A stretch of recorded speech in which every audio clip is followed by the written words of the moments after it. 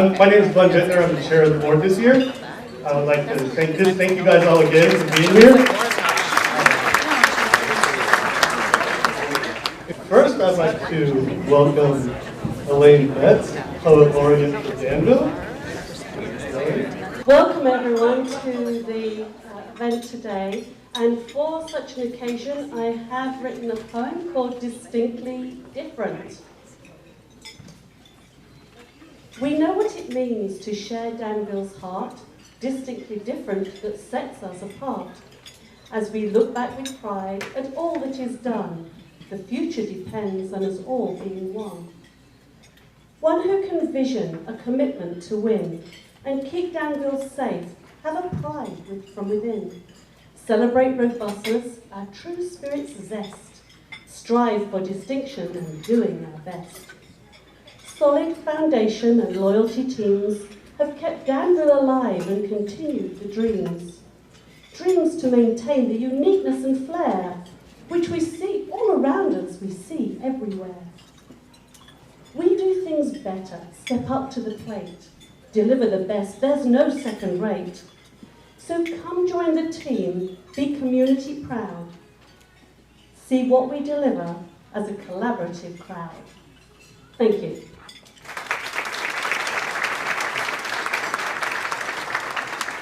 Thank you, Elaine. That was awesome. Next, we're going to have Candace Anderson come up and administer the oath of office for our board of directors. So can all 2022 board of directors please stand up? And I still going to interrupt your sound.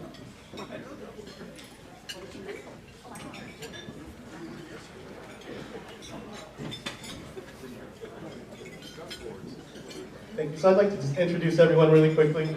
Start here at our first table. We have Tim Argenti. Tim, the two-time chairman of the board, a long-time community member and representative of public services. Next to Tim, we have Kira Fike, CEO and founder of Ignite HR Solutions. She's our past chair.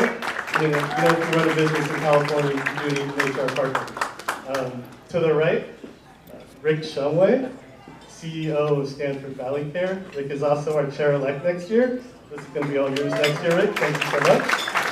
Next to Rick is Jeremy Soini, who's a CEO of Face Reality, one of our newer businesses in Danville. Jeremy's wife also owns Star Cycle. So thank you. Jeremy's one of our new board members. Thank you so much. From the back in the room, we have Paige Meyer. I don't really know if you guys know Paige, but obviously I want to make some sort of joke, but the fear of retribution is so strong that I'm just going to thank the Lord above that we have Paige in our lives to help guide us on a daily basis. Over Paige's side is Gil Rodriguez, CEO of White Rabbit Business Solutions, a business networking group. Gil does an amazing job. He was on the chair before. He's our ambassador liaison this year. Thank you, Gil. Follow a little further back, David Barron. I was looking at David's list of accomplishments, realized I could not remember all of them, so instead of forgetting some, just want to thank David for a long time of community support, and he does a lot of great volunteer work. Wheelchair Foundation, definitely one of his big things. Thank you, David. Behind David is Tim Lindenberg. Tim is also a past chair. With the chamber. Tim recently retired from a great telecommunications career, and now she just really is a great leader, a great person to have on the chamber for all of her expertise and knowing how the community works. Thank you, Kim. And Kim's wife, Steve Glasky, who brought his own cheering section, it looks like. Steve is a relationship manager with Heritage Bank. And, Steve is one of our newer members in the chamber, but has already jumped in and volunteered for a committee, so we really appreciate that, Steve. And thank you for continuing the relationship with the chamber and Heritage. Board members, if I can get you guys attention back to table 12. Dana Wellington is also one of the board members of the chamber. She's a legacy realty group. Thank you, Dana. We appreciate all of your years of service to the chamber. Thank you, everybody, for of director of the Danville Area Chamber of Commerce. You are worthy of the honor bestowed upon you. Your business experience, zeal, and loyalty to the community constitute you an admirable executive for the board of directors. It will be your solemn duty to work with the president and CEO, other elected officers, and the membership to advance the society and to faithfully perform the duties of your office as prescribed in your bylaws. Are you all prepared to take the oath of office as directors of the Danville Area Chamber of Commerce? Yes, okay. Please raise your right hand and follow me. Do you solemnly promise and pledge that you will discharge the duties of your office to the best of your knowledge and ability, and do your very best to grow the membership, empower and support the members, and contribute to our community? Please acknowledge by saying, "I do." I congratulate all of you as the 2022 Danville Area Chamber of Commerce Board of Directors. Congratulations. Thank you, Candace. Thank you, board members. And now I'd like to bring up Judy Lloyd, CEO of the Danville Chamber.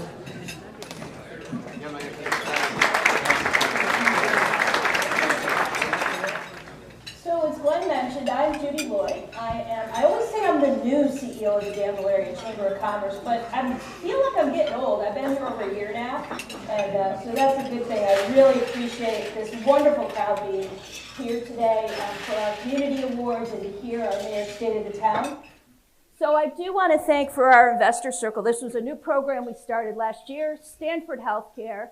Rick, could you stand up, please? Thank you so much. Chevron, I know Juliet Dunn is here. There's Juliet. Thank you for being here. Heritage Bank, Steve Glaske, Tim White, Brian Schwerer are here. Thank you for being here, gentlemen. From PG&E, I know I have Sarah Yole here. Sarah, thank you for being here.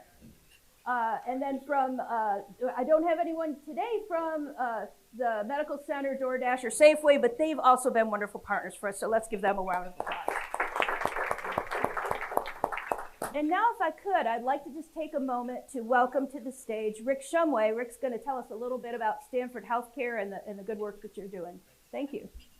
So again, thanks for just letting me take a couple of minutes. So grateful to be here, really in two capacities. I think number one, of course, I'm really proud to be a supporter of the Danville Chamber and the town of Danville, but I'm also a Danville resident. So I'm very invested in what goes on in our community. So super excited about that. I guess I'm here really on behalf of Stanford today. And I hope you all know that this is a really critically important region to Stanford Healthcare broadly. It's been interesting as Stanford has entered the market over the course of the last 6 to 7 years. It's become very clear that as Stanford grows, we need to grow with the communities that are being served. And so as we have entered the market, it's been really important that not only are we here, but we're continuing to invest. To date, since Stanford acquired Valley Care, we have invested almost $400 million in the health system here in our region. It's really super exciting. What does that mean to you? That means that instead of jumping in the car and driving across the bridge, which I only have to do once every week or two, you can actually stay here and you can get the same level of care that you can get in Palo Alto. It's reflected in the many Stanford-based programs that now live in our communities, our cardiothoracic surgery program, our pulmonary and critical care programs, our liver and hepatology programs. The list is really, really long.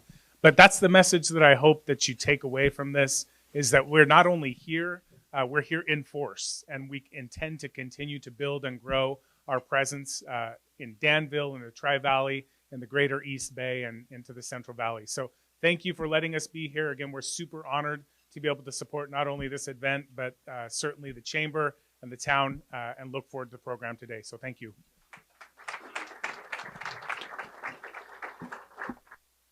Thank you to Rick. And Rick is, as Glenn mentioned earlier, is our chair-elect, so we're really excited to have him on board next year as well.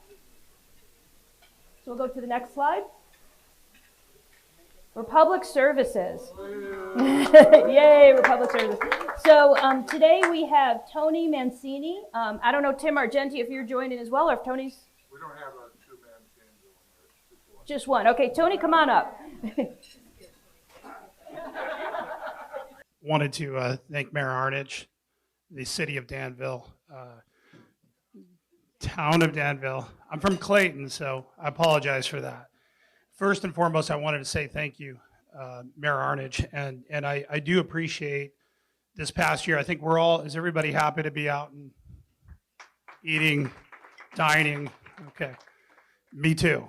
And it was a rough year, a very difficult year for all of us with COVID, and we appreciate the community and the patience that you all had with all of us this past year. And so it doesn't go unnoticed. And I hope things are getting better. It seems to be getting better for us. So I really wanted to just get up here and say thank you to the community here that we serve. You mean a lot to us. We appreciate the partnership that we have. And I think it's good to have this partnership. And what we do is very difficult day in and day out, especially during a pandemic. And it doesn't go unnoticed with the support that we got from the city, the town, and everybody in this community. So I just wanted to get up here and say a few words and say thank you for that. So.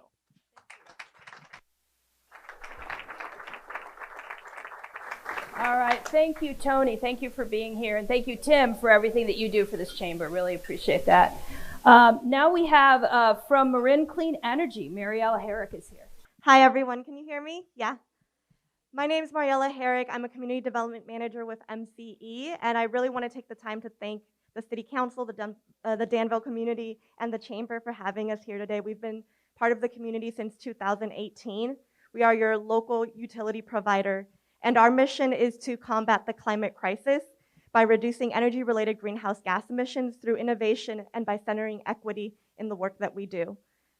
During our time here in Danville, we've reduced about 10,000 metric tons of carbon, and what that means is it's about 1,900 homes' energy use for an entire year. This past year with COVID, we were also able to support 818 Danville community members who were impacted by the COVID, financially impacted by COVID, in receiving the MCE CARES credit. And so if I leave you with two things today, is that we have many programs available to the community. So for the business community, if you're interested in an energy audit, please use the QR code to receive one from MCE. And the second is that the Deep Green is our 100% renewable option. And if you would like to sign up, all you have to do is use the QR code on the screen. Thank you. Thank you to Mariella and her team from MCE for being here today. We really appreciate your help and support. Thank you. Last but not least, the Contra Costa Area Realtors. Everybody knows this is close to my heart, what you all do. So we have Debbie Mackey here, who's among the leadership. And thank you, Debbie, for being here. Good afternoon, everybody. The president this year for Contra Costa Association of Realtors. And for those of you that don't know what we do, CCAR is a trade organization that represents over 4,300 realtor members in Contra Costa County. CCAR is an organization that not only do we provide benefits to help its members succeed, but we also advocate for home ownership and private property rights. We do this by educating at the local level to make sure that policy is not created to hinder a transaction for a buyer or a seller. Owning a home is an American dream, and realtors stand up every day throughout this county and throughout our country to help protect that dream. So let's give all realtors a hand for everything that we do.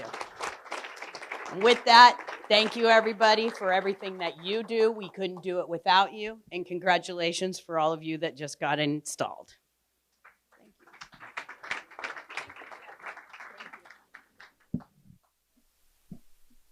you. Next slide, Maria. All right, so it's time now, without further ado, to do our State of the Town and Community Awards. And I want to just give a quick introduction for those of you who don't know who we're honoring today. These are really amazing people and businesses. We've got our Business of the Year here today, Face Reality Skincare. Jeremy is here. Our business person, Darren Matt. Darren is actually not with us today because he's off on a family vacation, but he will join us by video when it's his turn. Our Employee of the Year, Gail Israel, is here. I've mentioned, this might be my 4th or 5th time, right? My Ambassador of the Year, Maria Cooper. Thank you so much. Our Citizen of the Year, David Miller. And our Nonprofit of the Year, and I'm going to do something really special for them at the end. I know Nancy LaBelle is here for Down Syndrome Connection to the Bay Area.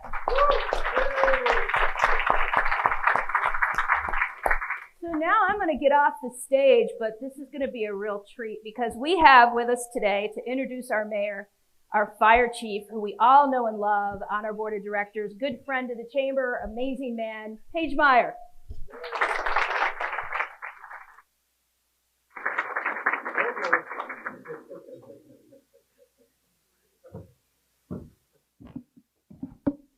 Okay. Wow. Okay, here we go. Let me start by saying I understand that right now I represent the chamber. So anything I say is not coming from me. It's coming from the chamber. Keep that in mind. But I have the honor of, actually had the honor to introduce famous people on a regular basis. And I have our mayor, Arnrich, that I'm going to introduce. And I got to tell you, it has been interesting the last week because I didn't really think much about the introduction. Really, honestly, I thought, not a big deal, right? I mean, he's a pretty modest guy. See, don't laugh. And so, you know, I'm in my office and I start receiving phone calls from the mayor. And he wants to talk about the introduction. And, you know, I'm like, hey, great. I want to make sure I do a good job for you. You know, I mean, you're my mayor and I believe in you. So we start talking and he says, you know, what do you think about when you think about me? And I say, hey, Mayor, I think you're a fantastic guy. He goes, well, we need something more than that. We're brainstorming, right? He says to me, you know, I think I'm pretty attractive. And I said, all things considered, I think you're a good-looking man. And he goes, well, I think that stands out. And I said, well, I think that the town council members, Stepper and Renee Morgan, are much more attractive. That's my opinion. So I think we stay away from that. And then he goes, well, yeah, but, you know, I think the other thing is, didn't I have an impact on you to move to Danville? Because as you may or may not know, I live in Danville, moved here a few years ago. And I said, no, that was Vice Mayor Storer that got me to do that. And he was a little confused at that point. And then he said, well, but you know what? I've really created the culture and the leadership and really Danville. And I said that was Joe Calabrigo. So I said, you know, I don't know if I can go down that path. And so we finally got to a point, I think, where we agreed that Candace was the best elected official that's ever said, right? Candace? But in all seriousness, I joke, we didn't have that conversation. He doesn't take my calls. But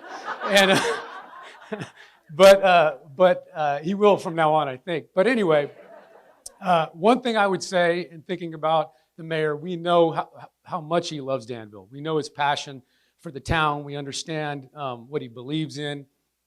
And he's always, in my time here and even before, I've always known him to be somebody that every year tries to do more for the town, create an improved environment for everybody that lives here and does business here. And ultimately, from the fire district, we have a saying with our folks is, leave it better than you found it. And he has done that every year, and I can't wait to see what he does in the next several years, and this year as the mayor. So it's an honor and a privilege to introduce my friend, Mayor Newell Arnrich.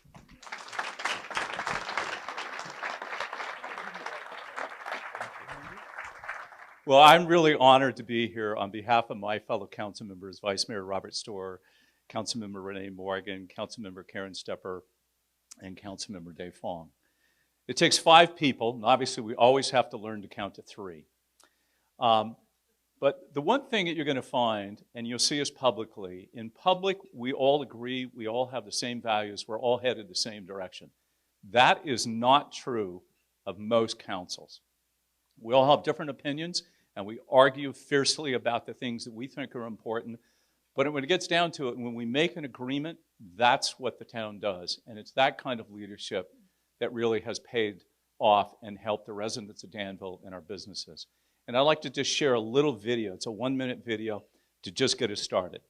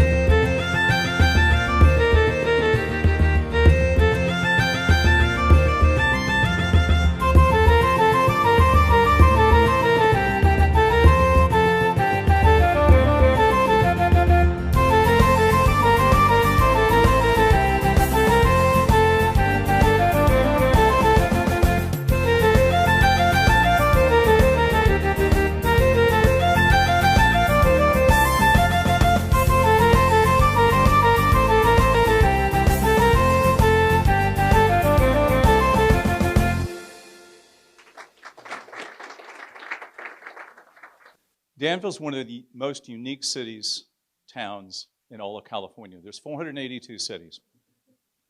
And what you're going to find is that of 481 of those, they are very different. Financially, they're different. They're not as cost effective. They're not as well run. They have lots of debt. They have unfunded liabilities from pensions to infrastructure across the board to hundreds and hundreds of billions of dollars, and Danville has zero in those categories. And how do we do that? We do that because we have to. Post Prop 13 city, we get very little property tax, so 93% goes to Candace, and she has fun, lots of fun, the tune of billions of dollars. But seriously, it does take a different approach, and fortunately, under the leadership of Joe Calabrigo, who took over in 1994, it really changed the philosophy of Danville, and our council has had that same philosophy. So the statistics I'm going to tell you, everybody knows Danville's the safest city in California, right? Well, guess what? About 3.5 hours ago, they just announced the safest city in California again is Danville, California. And that's not by chance, that's by active decisions and using technology, using creative policing skills, using community policing partnerships. It's using a variety of tools to keep us safe. Last night, Chief Shields gave us an update, our annual update on what we look like, and every year, and not just by a little, these are dramatic drops, and it's all of the things that we've used to embrace technology and those things that have made this a safer and a great community. So, if anybody asks you, what are we? Safest community in California. That's a big deal. And of course, yeah, thank you. This is really important. It was exactly a year ago today. I was in one of our local restaurants, and I was telling everybody, it was early in the afternoon, I said, this is our last day. And that point in time, that was a Monday, by the way, March 16th, nobody, we didn't know as leaders, we didn't know going forward what our communities would look like, what businesses were going to be. But we didn't know what was going to come forward. We didn't know how long we were going to be shut down. But it was a total shutdown, if you recall. Even as an employer, you couldn't go to work. It was only a certain group of essential workers. And what happened was the world tried to hunker down in order to create capacity. It was something really hard for all of us to understand, was that we knew that people were going to get sick, and somebody said, they're not going to really get sick, we can deal with it. The problem was we saw in New York what happened.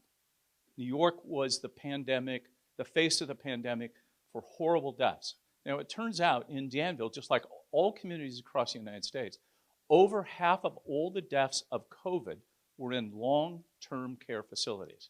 So what does that tell us? You don't have to be a genius. It means we need to change the rules of how long-term health care facilities have for disease control, which were not in place to the degree that they should have been.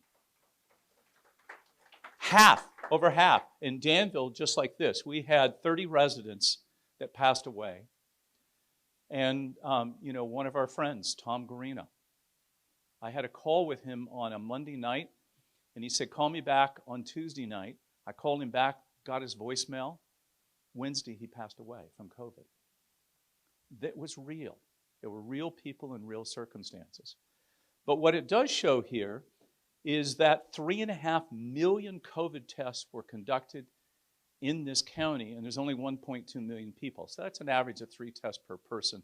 And obviously, those were done at the time under the original COVID, I shouldn't say variant, the original COVID version. And as we now got to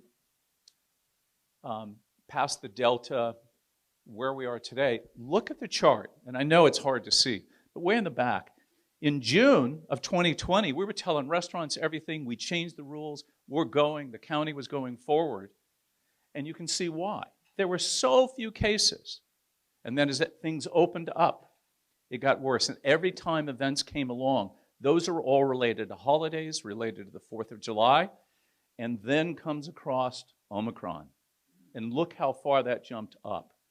It went up like this. Thank God it came down like this. There were only An average of 85 new cases of COVID recorded in Contra Costa County per day over the past 14 days. That's an average. And when you look it up now, it's dropping. So truthfully, we are at a point of time of being in an endemic. We will live with this, just like we were talking, our Kaiser folks and Valley Care folks here and Stanford Healthcare. We're all going to start getting with our annual flu shots. There's going to be a little booster in there. We're going to get this. We're going to live this forever.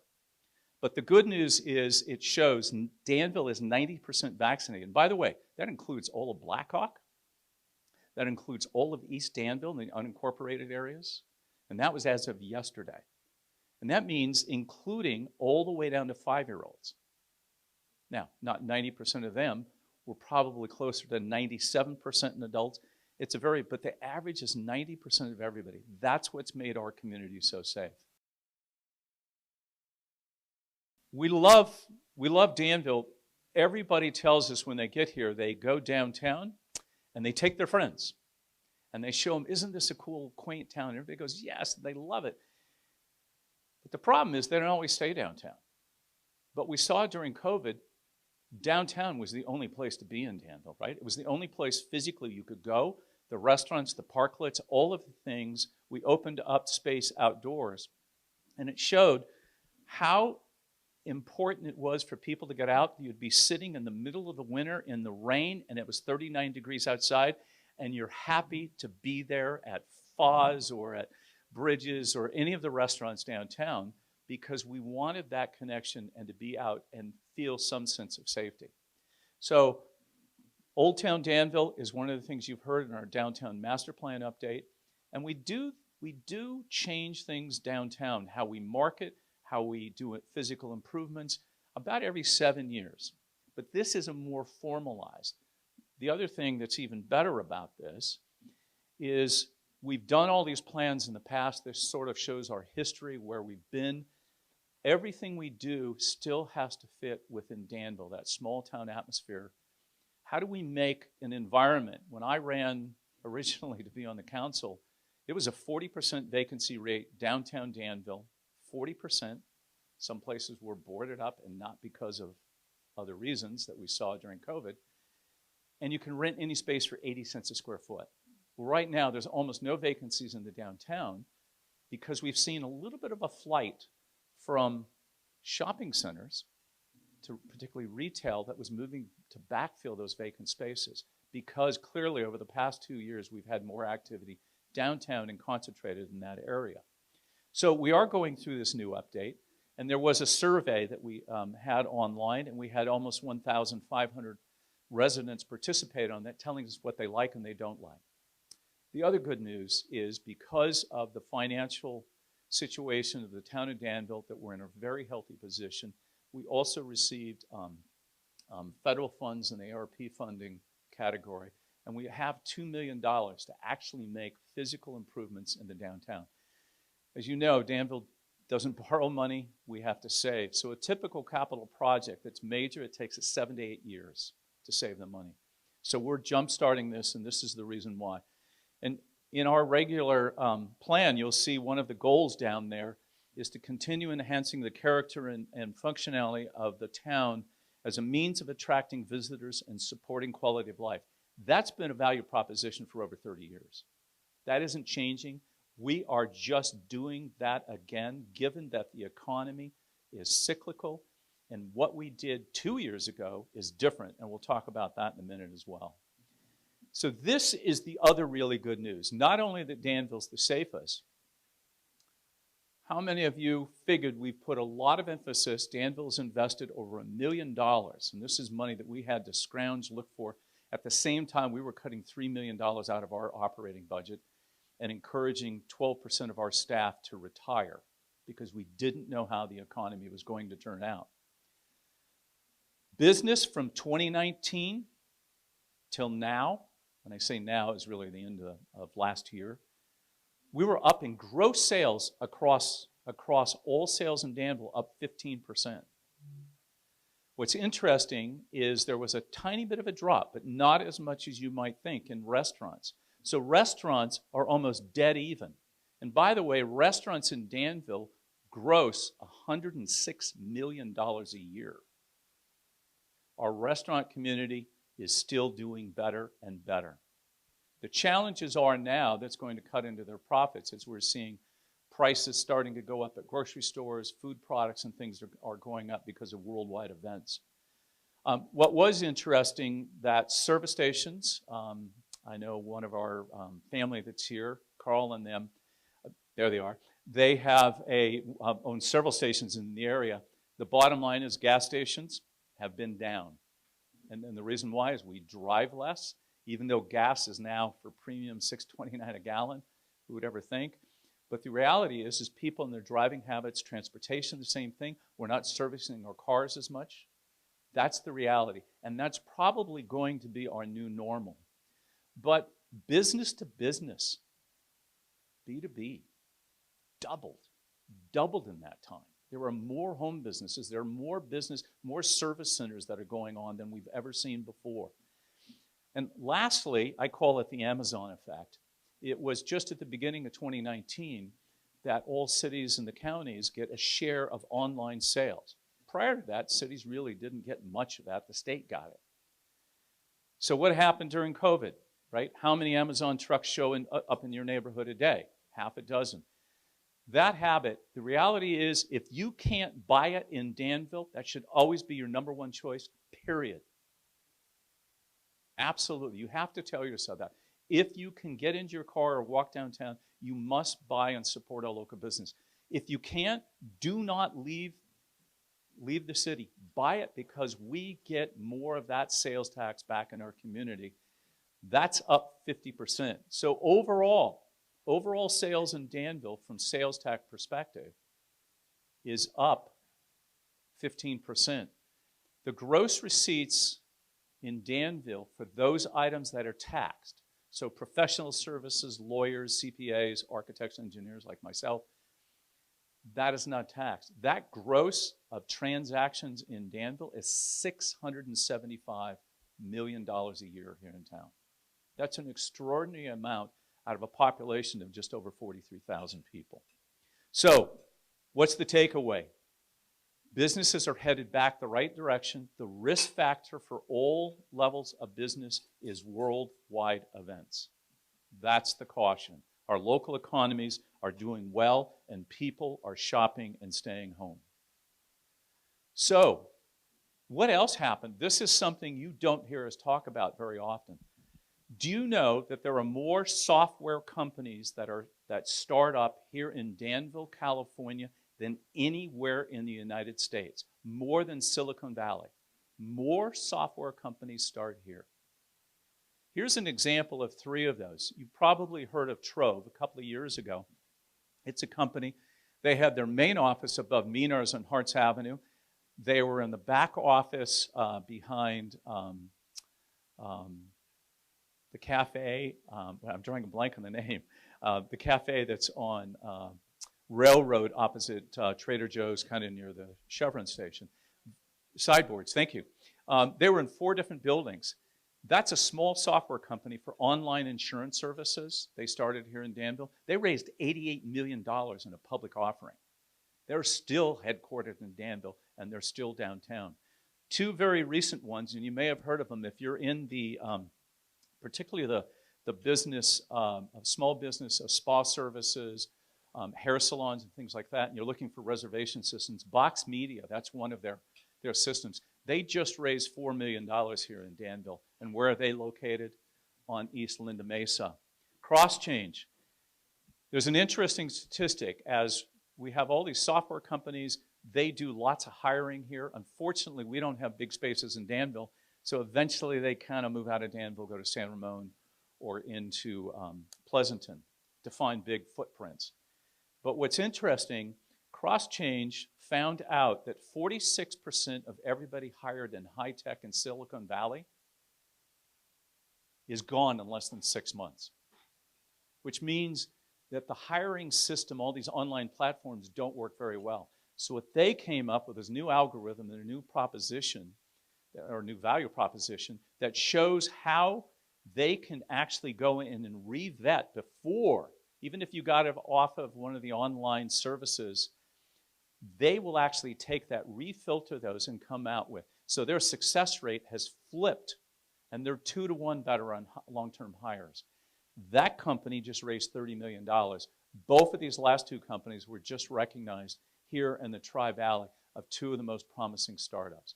So Danville has another kind of business that you don't see, the brick and mortar. You probably have never heard of these companies, but the investment is here. And 10 years ago, there was almost zero investment here in the Tri-Valley from venture capital. We've now had $1 billion over the past 10 years. Over $1 billion. It's incredible. So overall businesses, things are up. We've already kind of talked about this, and we really have to take a shout out to, that says stop. A shout out to 2 people who really were the brainstorms behind helping our downtown businesses and put together some creative programs. That's Jill Bergman and Liana Aduto, economic development. And as fast as they roll out a program, they're already thinking of a new one. How can we make it better? How can we do that? And that's what makes Danville unique. We are not that old form of government where things are done the same way they've always been. Each year, each month, each week, we look for new ways to help find solutions and make this a better environment to live and work. Our partnerships with the Chamber and our business communities couldn't happen without without all of us working together. An event like today, our businesses, our special events, those are partnerships, whether it be the 4th of July parade in Kiwanis, it's the advertising, it's about getting people downtown. And yes, restaurants stay open now on the 4th of July. We haven't seen that in 2 years, but they will be open. And if you go back even 4 years ago, nobody was open on the 4th of July. People love being down there, and that's one of their best days. So lots of exciting things. You're going to see the Merry and Bright program, the statistics from that. That was an advertising on so many levels, from television commercials to radio commercials to print to social media. The response and the statistics that we've got back on that were incredible. It's probably one of the best programs we've ever seen. We're going to not only do that this year again, but we're going to do it even at a higher level. Now here's the problem. And Catherine, God bless you. I wish you were there in the state legislature. There are some of the craziest people on the planet. There are 2 people, thank God we got rid of one of them because they're all getting termed out, but there are 2 people from the city of San Francisco who thinks they're God's gift to saving housing. I'm in the housing business. I develop housing. And trying to have a conversation with that, like them, is like trying to have a conversation with my grandchild who's 7 months old. Not much communication. They don't want to listen. The governor wants us to put in 3.5 million housing units annually because they're saying it's city's fault, it's city's fault, it's city's fault, and he has no idea what the barriers are. The barriers got created in 2008 when we had enough housing supply. You could buy a housing before the 3rd Monday in October of 2008 when our economy almost crushed. You could buy a house with no down payment, no credit history, and in fact, they would give you cash back by raising the value of the house by $10,000 so they can give you $10,000. What happened? Our economy crashed because of the mortgage problems, of all of those bad practices. They're still draconian. You can't build an affordable house because nobody can qualify to buy it. Yes, it's affordable, but there are no buyers. And the reason why is their credit scores are too low. Banks don't want to take those risks. We have other solutions of how to do that. Cities and towns have over 1.5 million housing units approved. We don't have an approval process. They've been sitting on the shelf for 4 years. Why aren't they being built? That's the real question. What it leads us to is Toni Atkins, bright woman, has a lot of great ideas. The problem is, and you can't read any of that, you can't believe the number of bills that they're putting out there. Just last year, there were 28 that got through of housing. You're going to do this. And guess what? Right now, this is the one that, I don't care what business you're in, do you know that they're passing a bill right now in the state assembly that says if you own a rental, like an apartment building or a house, you cannot do a credit check that looks at whether or not they've had a bankruptcy or they had problem paying their previous rent. Well, what the hell is the point of doing a credit check? You want to know, can they pay the bill? They're going to outlaw that. Well, is that going to get more people into housing?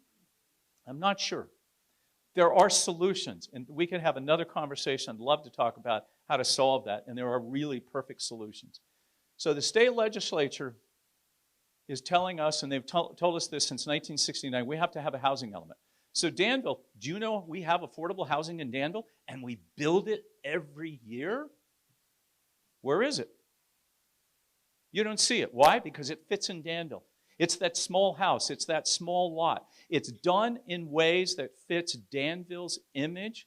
It gives the person who buys or rents that affordable house dignity because it doesn't look any different. So 15% of every project built in Danville for the past 27 years, 15% of those homes have been affordable. And we have 2 projects that are low and very low. The rent started out at $435 a month, and you know the minimum rent in Danville is about $21.50 a month for a 400 square foot studio. So how do you do that in Danville? You do it carefully. We have met our housing element requirements all the way up until now. It was about 400 or 500 units over these 8-year cycles. Well, guess what?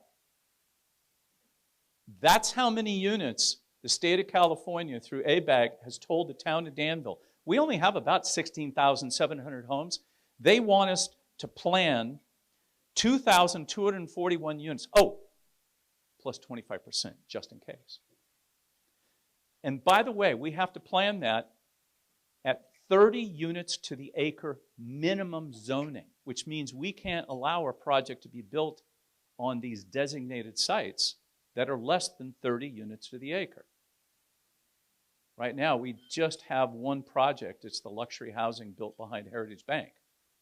Those units go from about $24.50 up to $6,400 for the 4 townhomes that are there. Is this a challenge? Can we add that much housing in Danville? Where's the land? So what it means is the idea of living and working, and I fortunately finally got to have an office in downtown Danville. I live and work. I can walk to work. What we're doing is, just like the Alexan luxury housing project behind Heritage Bank, it displaced 280 people that worked in those office buildings. Now, we have about 265 people living there. So what do? They get up every morning, before COVID, and they go to work. They drive to work. So this whole idea of what some people who say they're really bright and they know what they're doing, they're forcing Danville and other small communities because we're a resource-rich community. And what that means is we're a nice community, that we're safe and we have good schools. And they want us to open this up for everyone. But it actually isn't going to happen. So pay attention. We're having public hearings on this.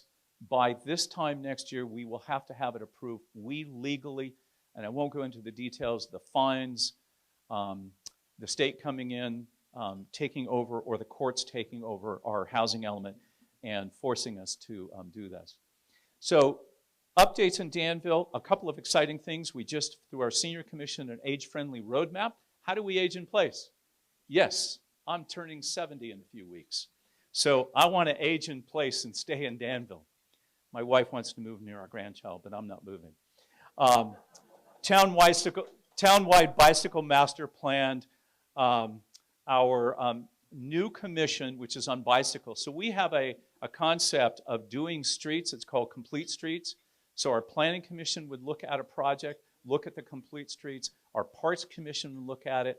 Now our bicycle advisory, and our senior commission will look at it, and even historical resources, to know from all of those commissions that we have all eyes on making projects accommodate all of those different levels of people.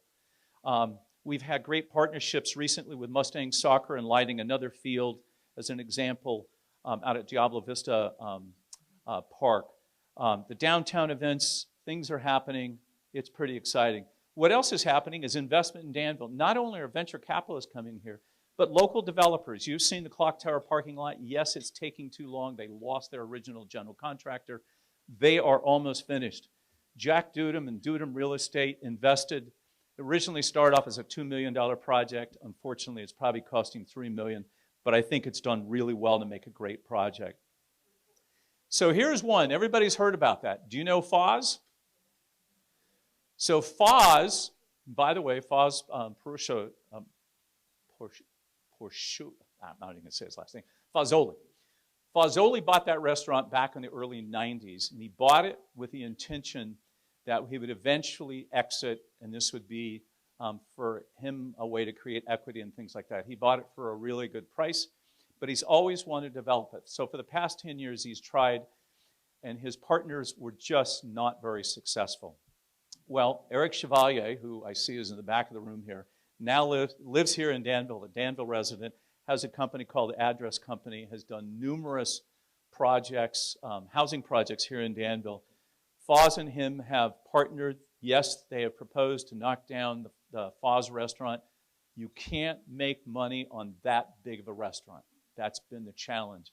A typical restaurant of that quality is about 3,000 to 3,400 square feet. That restaurant's more than double that size. So every night you open, you lose money before people walk in the door. So there's going to be 37 townhomes in that project and some flats. There will be a restaurant of about 3,200 square feet. Foz is going to reopen the restaurant there, and that there will also be some retail. And all the parking, by the way, is hidden. It's underground. So that's coming up. And one last one. This is also another local company, Neuron Group, that's here in Danville. This is the sort of a rendering. I Can Do That studio is where the blue awning is. That was before it was remodeled that they have depicted there. But that's an 8,700 square foot with some residential, office, and retail. Their goal there, they're looking for tenants. So hopefully some of these software companies might come in and be able to take all of that office space and have a build to suit. So a great opportunity. There is continuing investment in Danville. But back to this. Yes, we're the safest city. It's because of these statistics here. Our calls for service, that means every time somebody calls 911, we were peaking up at 33,000 calls per year. We're down to 15,000. The rule is in Danville, we still ask you this. When in doubt, please call. Let our police department go in and take a look and see what's going on. One of the reasons our calls are down is our technology and our camera systems are catching things before they happen. So there are less incidents that are occurring in the community here. And when you look at total crime, it's continuing to drop. Those bars look high, but one of them has, on Part 1 crimes, it's 29. It's dropped dramatically in Danville. And it's because of our chief of police, Steve Simpkins, who was our former chief, who got us off onto the track of investing in technology instead of more police officers. So with that, I just want to say thank you, and to our fellow council members, we are all here. If you ever have a question, please call any one of us. We're here to try to help. Our job is we meet every 2 weeks, and if we make a mistake, trust me, we'll try to fix it 2 weeks later. And let's just really acknowledge Joe Calabrigo. If it wasn't for Joe, his talent, we wouldn't be here.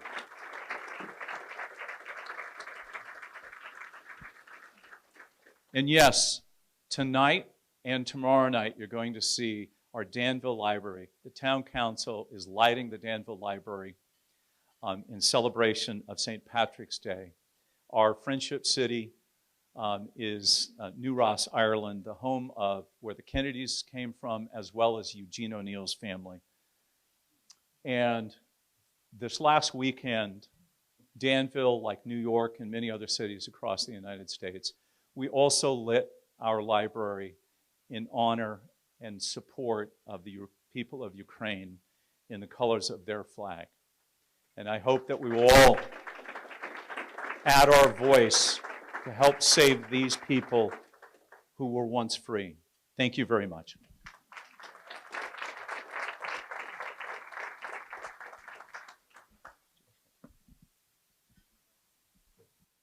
Lot going on in Danville, isn't there?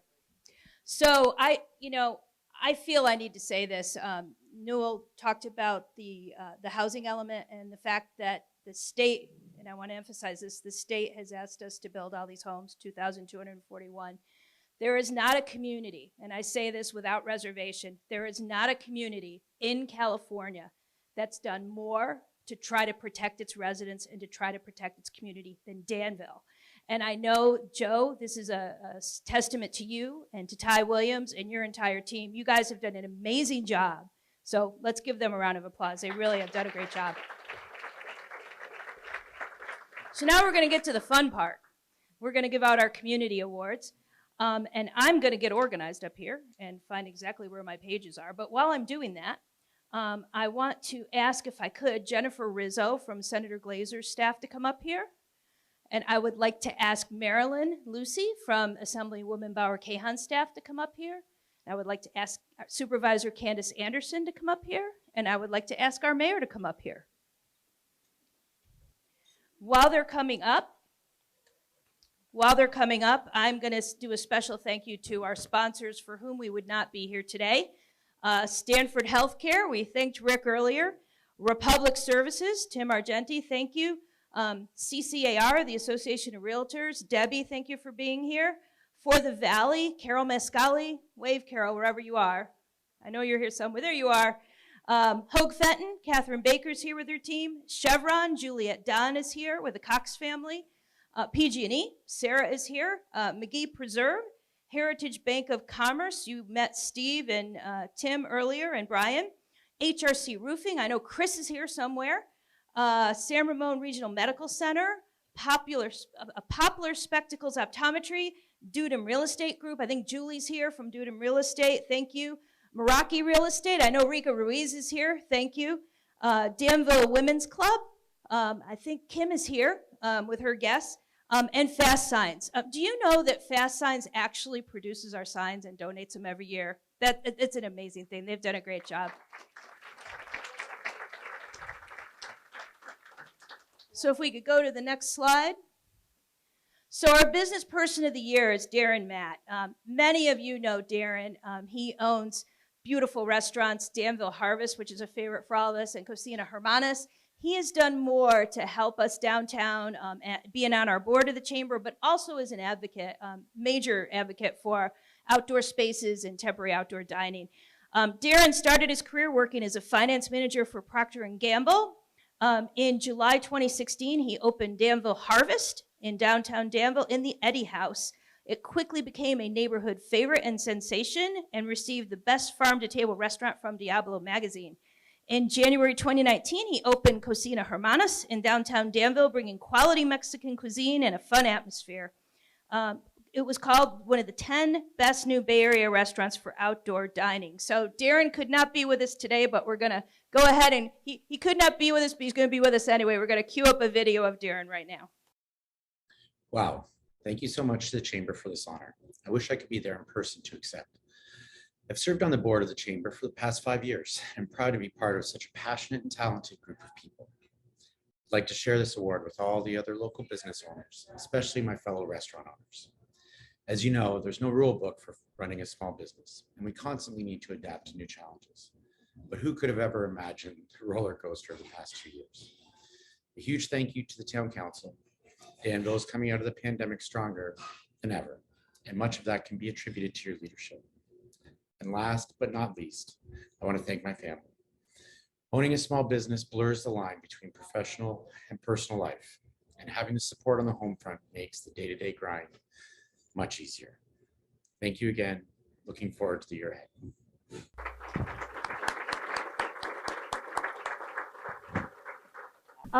I want to call up Jeremy Soni from Face Reality Skincare. This is a new business in Danville, and I want to tell you the story. It's a really great story. So Face Reality was founded in 2005 in San Leandro. Founders had a vision to become the #1 acne clinic in the United States. Since moving their corporate headquarters to Danville in early 2021, Face Reality has demonstrated a commitment to the growth of local jobs in the area, having more than doubled the number of employees from 18 to 40. Face Reality's primary business is now partnering with 2,500 estheticians around the United States. Their innovative approach to professional skincare allows estheticians to place individual orders for their customers and help to train them. They recently introduced a unique app using a proprietary algorithm to help estheticians provide just the right product regimen for their clients, just from the right treatment room. So we want to congratulate them. And Jeremy, would you like to say a couple words before you accept your awards?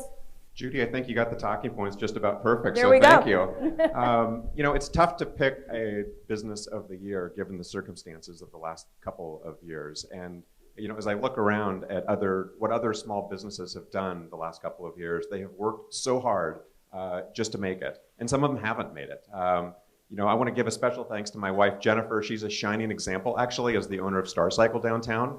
But there's been so many businesses that have worked so hard. Special thanks to Kira Fike and to Judy Lloyd for allowing me to become more a part of the Chamber of Commerce, and I really look forward to spending more time doing what I can. Even though we brought Face Reality to Danville, it's actually a 17-year-old business, and so we moved over from San Leandro the middle of last year.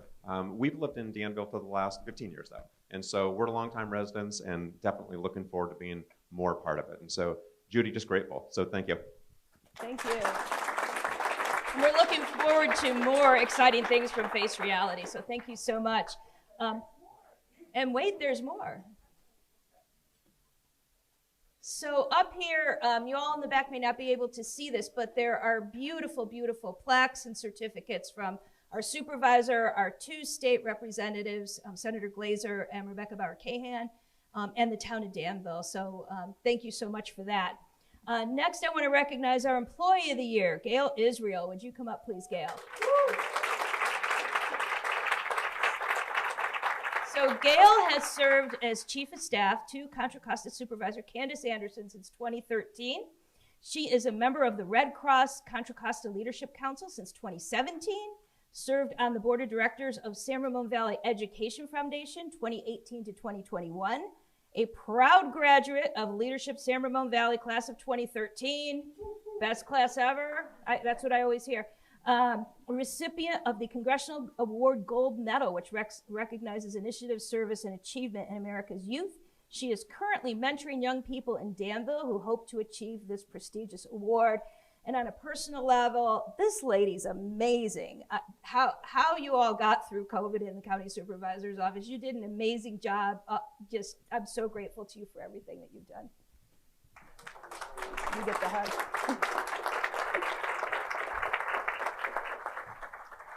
Wow, this is pretty amazing, and it's usually I'm over there with Jennifer and Marilyn, so it feels a little surreal to be standing here, but I wanted to thank the Chamber for this great recognition of my work. I want to thank my boss, Candace Anderson, for her continuous, always everlasting support and always having my back, as well as the District 2 staff, who are amazing as well.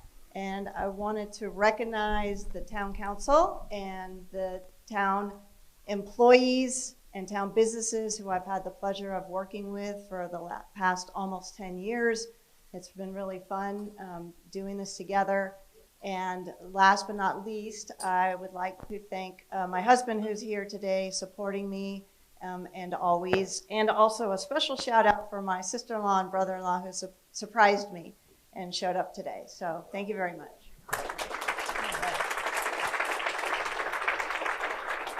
All right. Now another one very personal to me, our Ambassador of the Year, Maria Cooper.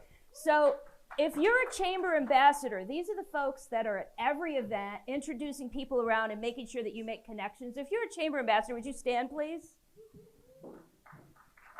Great group. Great group. And as Maria comes up front here, I just want to do a special announcement. So Robert Landy has been a 3-time Ambassador of the Year, 20 years as an ambassador with the Chamber. Let's give him a round of applause. Thank you, Robert. So Maria Cooper, my good friend, has been capturing stories through video for 12 years in Northern California. She founded Above and Beyond Productions, whose mission is to provide clients with quality cinematography, creating memories of a lifetime. As a Chamber Ambassador, she has been producing video content, promotional clips, full programs, and facilitating virtual meetings for the Danville Area Chamber of Commerce, as well as other chambers in our area. She also reinvigorated our YouTube channel, which is amazing now. Y'all ought to go check it out. It's amazing. Her success is among her successes is the celebrated production of Simply the Best, where she went on site to San Ramon Regional, to Stanford Health, to the fire district, and to Danville Police to talk to them about what they did during COVID. And it was a great, memorable program. I'm so grateful to Maria for doing that. So Maria, you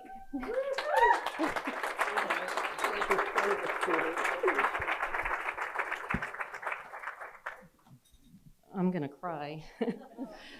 First, I truly have to thank, I have to praise and thank my Lord and Savior Jesus Christ for saving my soul and for just blessing my life with beautiful friends, beautiful relationships. And Adele, I love you, my daughter, who's been very, very supportive. And wow, Laura George Photography. She is the one who introduced me to brought me on as an ambassador, and we have been best friends. We have been colleagues. We are just like-minded individuals, and I love working with you, and I thank you for the honor of introducing me to the Danville Chamber of Commerce and ambassadors. Thank you so much for all you've done. You've made me feel welcome. You've encouraged me and taught me how to be an ambassador, so I thank you. And Judy Lloyd, oh my goodness, Judy, you are the best. You are the best leader, and I truly appreciate you because you encourage us, you inspire us to want to do more, to want to give back, to want to help our community, and I'm so very grateful to you, Judy. So thank you, everyone, and I'm going to take a selfie. I'm usually behind the camera. But I'm gonna do a selfie real quick. There you go. On the count of three, what Laura George says, hey. So on the count of three, 1, 2, 3, hey. Hey. All right. All right. Well, that was exciting. So another exciting honoree, David Miller. Would you please come up and join me? David Miller founded the Hot Summer Nights, now Hot Summer Sundays car show in 1994, and with the purpose of stimulating business in historic downtown Danville. Imagine that. And it certainly has done that. The show is now in its 26th year. It is a major family-friendly community event, drawing more than 15,000 visitors per day from all over Northern California. More than 400 collector cars are on display. This year's Hot Summer Sundays car shows will be on July 17th and August 21st, and we will have them up on the Danville Area Chamber's website too. So without further ado, my dear friend, David Miller.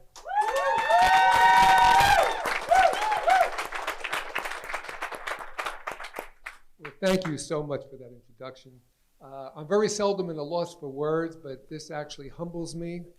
I'm honored beyond anything I've ever been honored before. But I'm only, what's that? You got a Danville Award, wait a minute. Oh, I did, didn't I? But I'm only one small piece of the puzzle. It's a great event. It's a great benefit to our community. I'm so proud to be part of it. But again, I'm a small piece of the puzzle. I believe if you want to do something great, if you want to do something important, if you want to do something good, surround yourself with good people. It's the people you surround yourself that will make a difference in your life and in the event that you're involved in. So I need to thank the Danville town offices, the Danville administrative offices, Liana, Jill Bergman, the Danville Police Department, Fire Department, emergency services that are ready to respond at a moment's notice should somebody fall ill in 103 weather. It's just an incredible team, and I have more than 40 volunteers that help make the Danville Car Show the #1 community car show event in the state.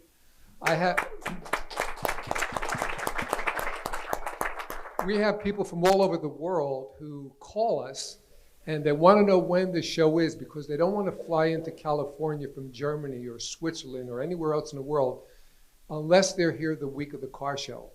And there are residents who don't want to take their vacation unless they leave after the car show. So it's something I'm very, very proud of. I want to thank everybody. I'm so proud to be part of this community. God bless America. God bless Danville. And and God bless the people of Ukraine. May they always stay safe. Thank you. All right. Last but not least, our nonprofit organization of the year. And I did this word cloud. You can't see it very well from in the back, but I'm happy to pass it around. These were all the words that were said about Down Syndrome Connection of the Bay Area. Education, training, wonderful, all-encompassing, empowering, lifeline, helping families, resources, caring, instruction, nurturing. We had more than 40 people write in on behalf of Down Syndrome Connection, and they were all clients. And to me, it was really one of the most heartfelt things I'd ever seen by what the community says about these folks. So I'm just going to give you a quick rundown here. Down Syndrome Connection of the Bay Area is in its 24th year, thanks to a passionate and dedicated staff led by Nancy LaBelle. The organization continues to grow with satellite locations throughout the entire Bay Area, and on average, DCBA welcomes 40 beautiful babies a year with love into their family. DCBA serves the greater community through partnerships with Bay Area hospitals, school districts, and the mental health community, providing training and support so new families can receive accurate information from medical professionals, students can get individualized strength-based education, and members have access to quality mental health services. So could I please have Nancy LaBelle come up here and join us?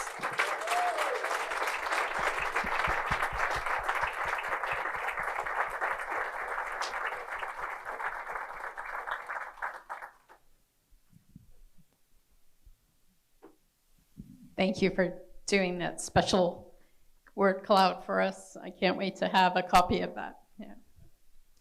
Thank you, everyone. I want to first say thank you to the Danville Area Chamber of Commerce. We've been in Danville for 24 years, as Judy said, so we're longtime chamber members, and we benefit greatly from their services. I also want to thank the town of Danville, who's been so good to us. Just recently being part of a financial help, if you will, that's allowed us to make it through this pandemic, keeping all of our employees employed. So as you read, we are a lifeline. We're an essential service. To keep our employees employed is the key. We've got a lot of people to support. We don't only support Danville, we support the entire Bay Area, from north to south. So it's a big job that we have in many people. So I just want to say I'm thrilled to be here with a lot of my amazing staff at this table over here. They deserve a round of applause. We also have a board member. We also have a wonderful donor through the Rotary, Danville Sycamore Rotary, Jack Worthington's here, as well as a beautiful employee, Joseph Bond, who's also a self-advocate. Joseph, stand up. Say hi to everybody. So I will just say it takes a village, of course, because it does. We are not funded by the government. We are funded by the community. And this is how we thrive. So please join us on May 7th for our first live event for a beautiful gala. We need sponsors, we need auction items, we need you to attend. This is what helps us continue the good services and the work that we do. Thank you, everyone, and I'm so grateful to the town of Danville. Thank you. All right. Well, that's going to be a wrap for us today. Let's just have a big round of applause for our Community Award winners. And I would like to ask all of the Community Award winners, please join us up front. We'll do pictures with all of you. Laura George will stage it, I'm sure, wherever she thinks would be best. And one final thing, you know, we've talked about team. We've mentioned things, you know, about community, about that we don't do these things alone, and certainly I don't. Two of my staff members are here today that have done an amazing job. Catherine Benvenuto. Catherine, please wave. And Jody Gracia. So thank you so much. Seriously, these things don't happen. It's not magic that makes it happen. It's Jody, Catherine. So thank you again.